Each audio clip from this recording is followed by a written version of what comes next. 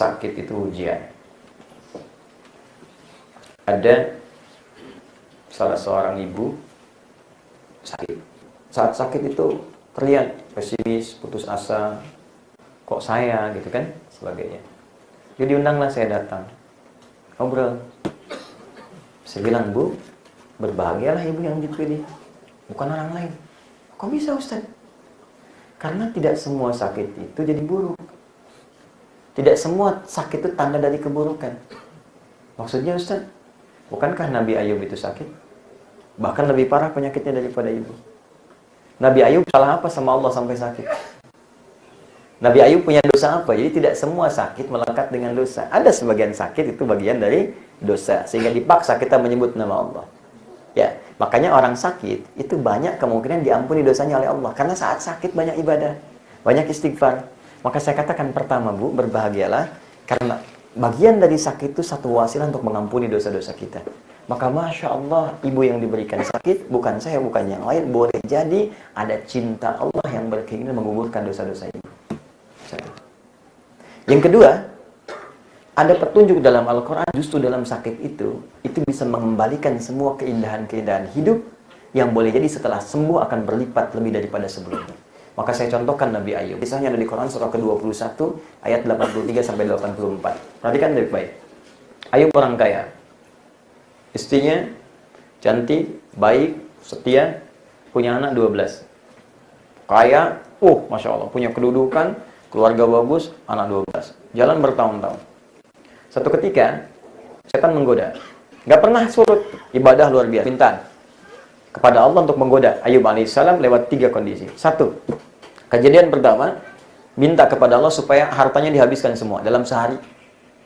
Maka dalam sehari habis semua hartanya. Ya, hewan ternaknya mati semua, kebun-kebunnya terbakar semua dalam sehari. Anda kalau kerja sehari, misalnya omset hilang, gaji hilang sehari, kan keluhan luar biasa. Nabi Ayub sehari jatuh fakir, semua hilang. Apakah mengeluh? Tidak. Berkurang ibadah? Tidak, malah makin nambah. Makin penasaran setan, minta lagi kepada Allah. Tapi di sini nanti ada hikmah di ujung, di akhirnya. Maka diuji dengan yang kedua. Apa ujian keduanya? Anaknya semua meninggal. 12 orang meninggal seketika. Ada satu sakit kita gelisah. Nabi Ayub meninggal semuanya. 12 orang meninggal. Apakah berkurang ibadahnya? Tidak. Makin giat dari yang pertama. Terakhir setan minta, ya Allah, uji dengan penyakit. Maka diujilah dengan penyakit yang tidak pernah dialami oleh orang sebelumnya dan tidak akan dirasakan orang setelahnya. Apa yang terjadi? Malah makin tambah. Istrinya pernah berkata begini. Kalau dalam bahasa kita, papa kan Nabi. Berdoalah minta. Kalau papa berdoa, setidaknya disembuhkan. Apa jawab Ayub? Berapa lama kita sehat, kita senang, kita kaya, kita bahagia? 20 tahun. Ada yang menyebutkan 70. Berapa lama kita diuji dengan penyakit? 7 tahun gitu ya. Baik. Nanti sajalah kalau sudah 20 tahun, baru aku minta kepada Allah. Aku malu, dulu kita kaya 20 tahun. Sekarang baru fakir 7 tahun sudah mengeluh. Aku malu, dulu kita sehat 20 tahun. Sekarang baru sakit 7 tahun sudah mengeluh. Nanti kalau sakitnya sama dengan sehatnya, fakirnya sama dengan kayanya, baru aku minta kepada Allah. Kalau orang paham dengan sakit itu ada ampunan, dengan kenikmatan dan sebagainya, tentulah Masya Allah kenikmatan di dalamnya. Ada seorang ulama kalau nggak sakit dalam sepekan, dia nangis. Ditanya, kenapa engkau menangis? Aku takut aku punya dosa sepekan ini nggak diampuni oleh Allah. Kenapa aku nggak sakit ya katanya. Ini ada ulama yang mengharapkan sakit karena takut nggak diampuni dosa. Nah yang paling menarik teman-teman sekalian, lalu tibalah kemudian penyakit itu mengganggu beliau ibadah. Di sini rahasianya, di sini saya ajarkan amalannya, boleh praktekkan zikirnya dengan izin Allah Subhanahu wa taala. Perhatikan amalannya. Begitu penyakitnya mengganggu beliau untuk ibadah. Wa ayyuba, dan saya buka kisah Ayub kata Allah. Terjemahkan dengan nahwunya, maftuh, dan saya buka kisah Ayub, ataf kepada sebelumnya. Idnada rabbahu anni massaniya dhurru wa anta arhamur rahimin. Perhatikan cara bacanya. Ketika di sedang masuk asar, saya tutup. Ketika penyakit itu mengganggu ia untuk ibadah, maka mulailah ia berdoa kepada Allah. Perhatikan doanya. Ya Allah, Engkau yang paling sayang kepadaku. Jika yang paling sayang saja tidak menyembuhkanku, kepada siapa lagi aku memohon? Penyakit ini sudah mulai mengganggu aku untuk ibadah. Ada rumus kata para ulama di sini, kalau bapak ibu diuji dengan penyakit termasuk berat, kata dokter gak mungkin sembuh, maka bacakan zikir Nabi Ayub ini. Ya. Allahumma anni masaniyad dhurru wa anta arhamur rahimin. Itu ada di Quran surah 21 ayat 83. Bacakan dikirnya. Anni masaniyad dhurru wa anta arhamur rahimin. Pegang yang sakitnya. Minta kepada Allah. Tapi hadirkan janji dalam hati bahwa kalau Anda sembuh sehat, saya akan mulai beribadah dengan baik kepada Allah. Karena Nabi Ayub zikirnya dibacakan, ya Allah ini penyakit mengganggu saya ibadah. Saat gak mengganggu biasa aja. Tapi saat mulai mengganggu ibadahnya sehingga sulit untuk sholat, sulit ibadah, mulai minta, ya Allah mengganggu saya ibadah nih. Saya nggak bisa khusyuk nih. Maka ketika penyakit disandingkan dengan ibadah, Allah kemudian turunkan rahmatnya, disembuhkan seketika. Buka ayat 84-nya. Fastajabna lahu. Kami jawab langsung doanya. Fakashafna ma bihi min dhurrin.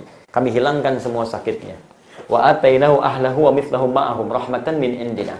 Maka kami kembalikan semua anaknya. Jadi begitu Ayub sembuh, dengar semua sekampung. Karena Ayub baik, senang berbagi, maka setiap yang datang bawa makanan, bawa ternak, bawa ini. Jadi kayanya naik 2 kali lipat dari sebelumnya.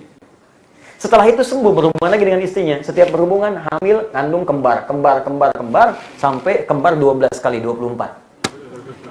Anak sebelum 12 jadi 24. Nah, yang paling menarik saya akhiri, wa dzikra lil abidin. Kata Allah, ini pengingat bagi hamba-hambaku di masa depan yang punya keadaan yang sama dengan Ayub pun. Kalau sakit seperti Ayub, dia amalkan zikir Ayub, aku akan sembuhkan seperti aku sembuhkan Ayub alaihissalam.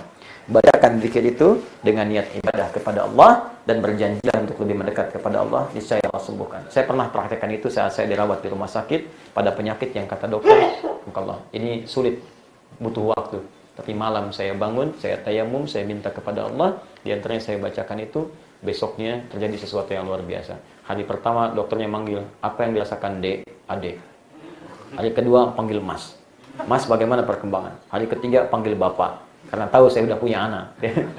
Bagaimana Pak katanya? Hari keempat biasa visit jam 11, datang jam 7, ketok pintu. Assalamualaikum. Assalamualaikum. Ternyata dokter tadi.